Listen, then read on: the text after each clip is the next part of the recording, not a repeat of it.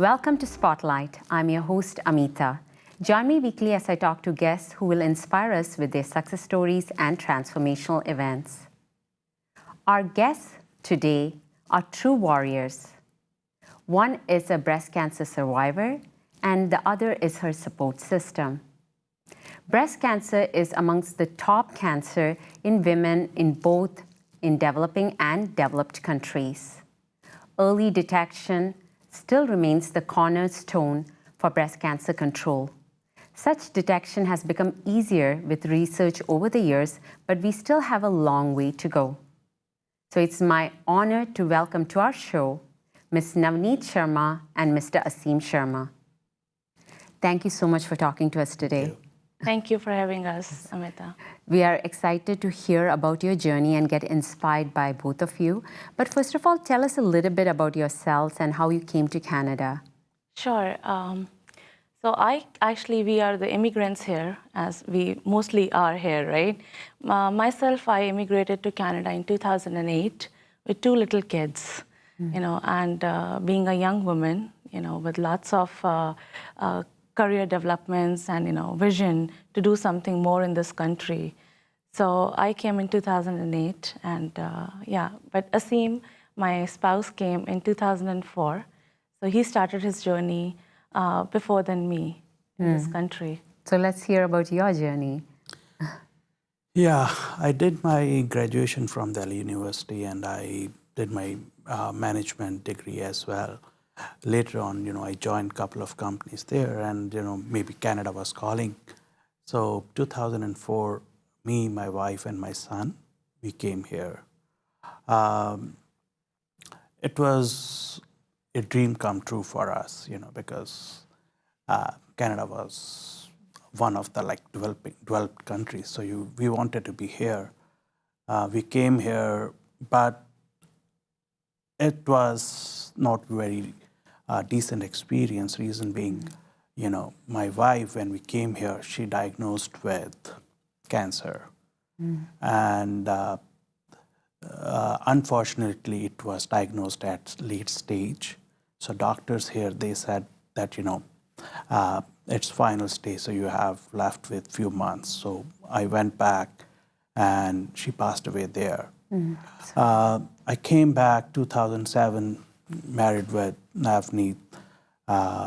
So they came in 2008, doing wonderful professionally as such, no problem. Worked with ICICI Bank. I own my own insurance brokerage now. So everything was going perfectly fine till the time, last January when, this January actually, when we got to know that, something great is going on in her body. Yeah. So tell us more about that journey. Sure. So, as you know what, we are always busy in our lives, right? In our routine life. If I see myself, I was a different individual before January 2017. I was named as one of the most successful professional in my own field, very successful mother of two boys, and good wife, and doing a lot of work into the community as well. Very busy looking after everything, just instead of taking on only didn't take care of myself, which is my own body. So that body we should take care first thing, in our lives, that we should go and get it checked or listen to your body, which I think most of us, we don't do that. In January 2017, our life took 360-degree of turn. We were doing everything great and flawless life we were living, but when we got to know that I self-detected one tumor in my breast. And again, we don't have the acceptance in our lives that something can happen to us. I think that's a general philosophy we follow, that we won't die or nothing will gonna happen. And especially in the young age, I'm just 36-year-old woman, you know. There were no symptoms. You know, we were enjoying a New Year's Eve, and you know, we were out in the US, came back from there, and on the same day, I detected this tumor. And I asked Asim if he can touch it and feel it, if I'm feeling the same thing. And he said, yeah, I can feel there is something big. So I right away, you know, texted my doctor, you know, and actually it's into our family. We have my sister, she's a family physician. So I said, hey, sis, do you think I should get it checked? You know, so she said, of course. Come to me directly, you know. Then I went to her. She physically checked it clinically, and she said, oh, it's a big thing. It could be fibroadenoma. Because again, acceptance is not there anywhere, right? That we can even think about something called cancer. Yes, thought came into the mind, but it wasn't sure. So she sent me directly to for the testing, urgent requisition.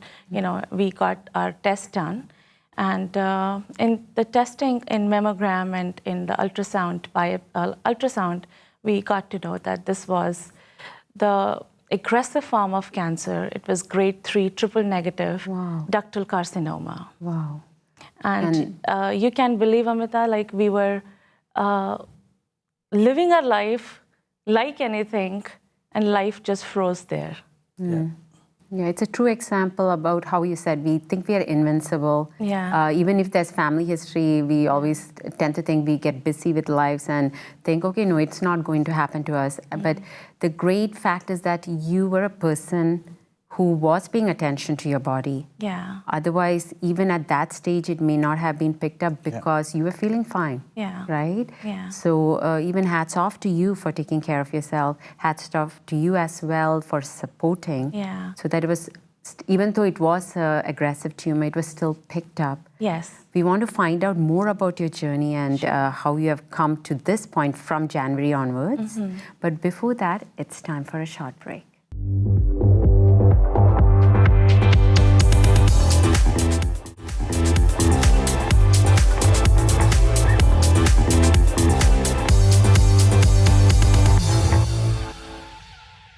Welcome back to Spotlight.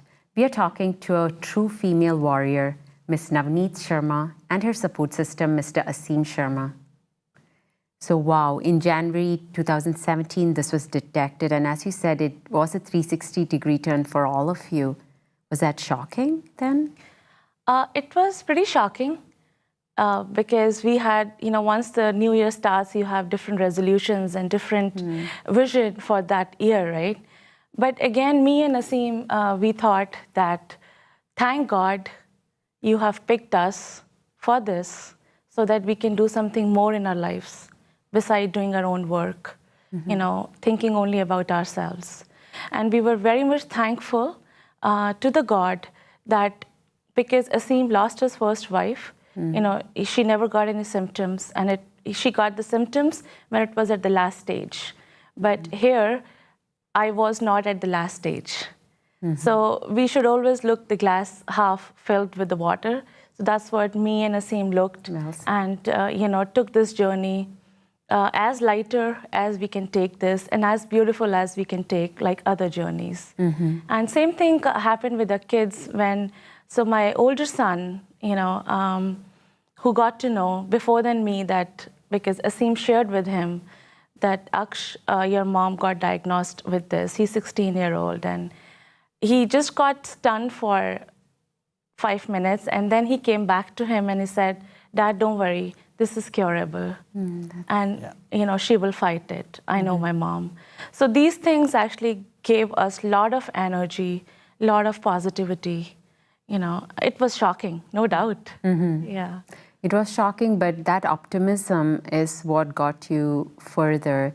Because a lot of the diseases, I know if you have a positive attitude, your body does respond that way as well. Yes. So tell us more, and I know, so you yourself started getting treatment, but you didn't stop at that. You started helping others, started helping with the research that is needed to have a future, hopefully without breast cancer someday. Sure. And I understand you have become associated with Ruby. Tell us a bit more about that. Sure, Amitha, this is something, first day when I went, so my line of treatment was discussed by doctors and given to us was, because it was aggressive form of cancer, so chemotherapy took the first part in our life, then having surgery first, because usually it is different, surgery first and then chemo and radiation. But to stop the spreading of the cancer in the body, they did the chemo first, 8 cycles of chemo. In my very first chemo, when we went, me and Asim and my older son, to the chemo suite in Juravinsky Cancer Center, we found out that there is no life in the people sitting there having chemo. There is no smile. So that's the day when vision came into my mind. Me and Asim and my family, we want to do something more, for the community. So there and then I got this offer by Ruby that if I wanted to be into their research. So Ruby is basically reduced the burden under young women under 40, because the stats says, as per the Canadian Cancer Center stats says that under 40 only 5% women get the breast cancer. And above 40 and 40 up to 49, 13% of women may get the breast cancer, and above 60, it is 51%. So that 5% of women, those who are younger, have young families. So I was a young married, and I was a young mom. So my kids are almost grown up, like 16 and 14. But there are women, those who their kids are really very young. They're toddlers. They go through the same, right? So Ruby actually reduces the burden. What the research says is that we want to reduce the stigma of breast cancer in the women. Like, how can we eradicate this, in the community, in the women? So this is a research. Well, any research in Canada actually not funded by the government. So by doing some fundraisers and all that, we help the researchers. So me and Asim initiated that, yes, we will do something, we will give back to the community, and by spreading awareness and doing some fundraiser for the research. What a wonderful research. Yeah, it's true. Like, sometimes we don't focus on the younger women when it comes to breast cancer. So something like Ruby sheds light on that, because definitely when the women are younger, it's also one of the concerns is the impact on fertility when it comes to treatment in terms of breast cancer. So it's great we have something like Ruby, and even better that we have people like yourself who have been through that experience support such a great cause, including fundraisers as well.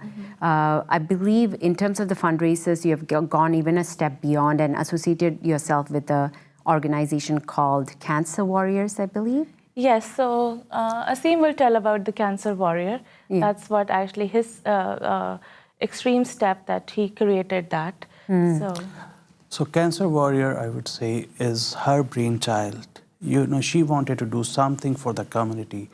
So we come up, some of our friends, we come up with, an idea that why not we create a group of people who really want to do something about people who are suffering from breast cancer, or to create some awareness in the community that, there are treatments options available. There are, early detection options available. There are systems to support us. Like, Canadian health system is such a wonderful system. So we don't use that system, right? We don't go to doctor. We don't say that, especially if you have a family history of, cancer. So you are the person, you should talk to your family doctor that, this was my family history. Can I get some extra, screening for myself? Because early detection always gives you a better survival rate. So that's what we experienced. So that's what we wanted to, spread the word out. So some of our friends, we come up together and we formed this Cancer Warrior organization. Amazing. Yeah. So you've had some recent activities, I understand. We want to find out about that. But before that, it's time for a short break.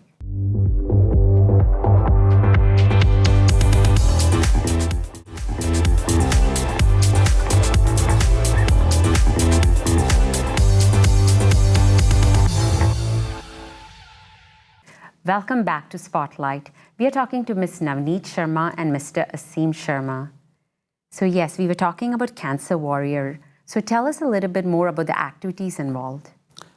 See, we started with a couple of activities like helping, other families who are going through cancer. Also, we just did one fundraiser gala to raise some awareness and to raise some funds. It was held in Chandni Banquet Hall in Brampton. So that is what we recently did. And we are planning to have this on an annual basis. We are planning to have more events to raise awareness, maybe some kind of runs, some kind of events in schools to raise awareness. So that is what we are planning. Yeah. That's great. So it's not just about fundraising, like I heard, but you're also actually being there physically present and helping families by volunteering. Yes. I wanted to then come back. Yes, you're helping others, not just through this organization. We heard that you have been associated with the Juravinski Cancer Center through this whole process of getting treatment yourself. How is the experience at that center? It's amazing. We always heard being in Toronto or near GTA about the Princess Margaret. But as you know what, we never knew about the Juravinski Cancer Center, which is in Hamilton and which is the part of Hamilton Health Sciences Foundation. I used to go there. I used to get a lot of love, a lot of support of the staff, nurses, because you believe it or not, this is a very emotional and very traumatic journey. Yes, you can overcome any storm with your positive attitude, but still, you need a lot of support, not only from the family, your friends, and especially the hospital people. So they helped us so much. Even the Ruby Research is affiliated, is actually supported by Bright Run, which is again being here into the community, helping the fundraiser, events for last 10 years. They have almost raised millions of dollars, so I'm also affiliated with them. So everyone there, doctors, oncologists, the kind of touch, the kind of love I got in this journey, I have no words to express. And I think because of these help and support, I'm here today talking in front of the camera, and that's what me and Asim want to give back to our community, helping others. We are volunteering a couple of families, those who are going through already, because the word cancer is a very deadly word. And it's, of course, a deadly disease. People think that if someone get cancer, will die. No, it's not the case. You know what, live this journey and appreciate this journey because you are fortunate that God has saved you, right? So that's what we go to the families, volunteering, helping them, counseling them, and giving them some strength. That's what our objective. And anytime anyone who's suffering, who's going through this, please, you can contact us, and we would love to help you all. Very well said. Sounds like you have had an amazing support system, but you also have such a positive outlook. So I have a question for you. We heard about that shock that you had in January 2017. When it got detected, you went through, treatment, as we heard, and you're now going to a prophylactic surgery that's coming up. Again, all to do with the genetics that you carry. How is it different now compared to that first time when you were diagnosed? I actually carry genes because my mom fought with this cancer, which actually I am telling now. I should have told it in the beginning, but yes, my mom fought with this breast cancer twice. And I was the age of 17. I had been feeling the cancer in my family, in myself. The only difference was the body. I knew the treatment, I knew everything, but I never felt it the way my mom felt. So I carry the genes, and only the breast cancer and ovarian cancer can get this genetic testing done. So we are very fortunate, again, with the help of and advice of all the doctors, from Jurowinsky.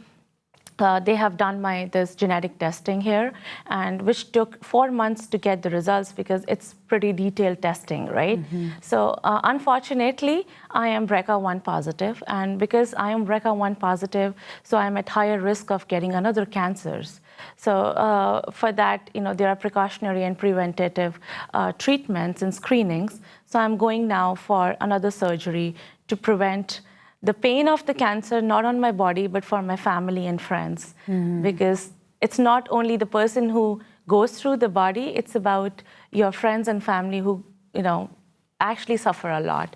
So the surgery is coming up, and again, if someone has a family history, Amika, they should go and get it done, this genetic testing. They should ask their doctor if in their family, if their mom and their aunt has it, they should get it done, and get a peace of mind that, yes, this can be taken care of. Very well said. Well, you sitting here and Mr. Sharma sitting here with you is proof that, yes, genetics cannot be escaped at times, but quality of life is still possible with whatever disease that genetics is associated with. If you make a point to take care of yourselves, pay attention to yourself, rope in all the support that you have around you, and you can come through it. So it's quite an inspiration to have you both here today. Thank you so much. I do have a question for you. So we have been talking about cancer, but in general, if somebody has struggles in life, do you have some words of advice? Sure. I think the people who get the struggle in their life are the blessed by God, because God wants them to learn more, do more for the community, for give back to your earth that what you got from the earth, from the soil, And me and Naseem, we actually believe truly that no journey is tough in life. Every journey can be beautiful if it is taken as positive, and if you have a support of lovely friends, which we got. We are so thankful to them and our families, my mom. So take it as that winning horse always drives fast if his rider, gives him the pain, and he wins it. Very so well as much said. as pain you get it, you're gonna win. Very well said.